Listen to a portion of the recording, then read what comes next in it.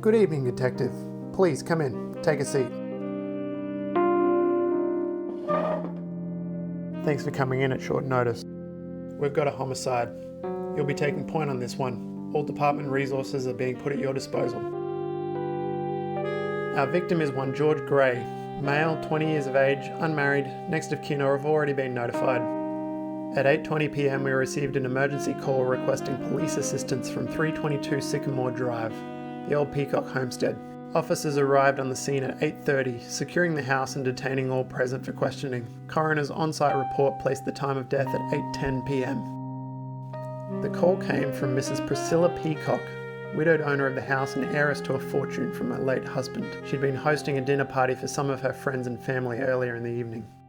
Also present in the house at the time were two other permanent house residents. The first of these was Miss Peacock's adopted daughter, Miss Sylvia Scarlett, who'd been dating Mr. Gray and had invited him to dinner to meet her mother for the first time. The other was the housekeeper, Mrs. Wilma White. Widowed, she'd been living in the house for as long as anyone in the family can remember.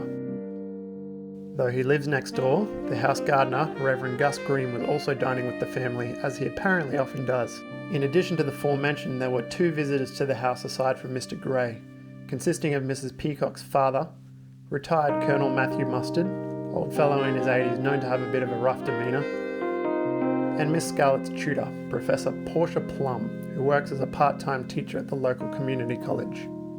The benefits of being in a rich family, it seems.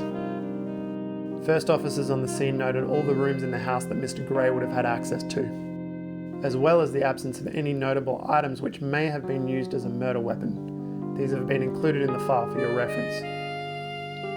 So far, we've only ascertained that the family and friends were all in attendance in the dining room from 7 p.m. until 7:30 p.m, when Mrs. Peacock asked to speak with Mr. Gray privately and the other attendees left the room. Would you all mind excusing us?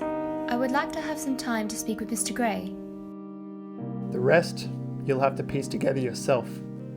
All 6 of our suspects are currently being held in interview rooms for your convenience, but they're likely to be quite guarded since one of them must be the murderer, and they're all close associates with each other.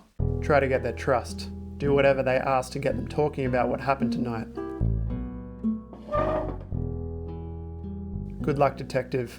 I have full confidence in your abilities to get this case closed cleanly and quickly. Report back to me when you're done.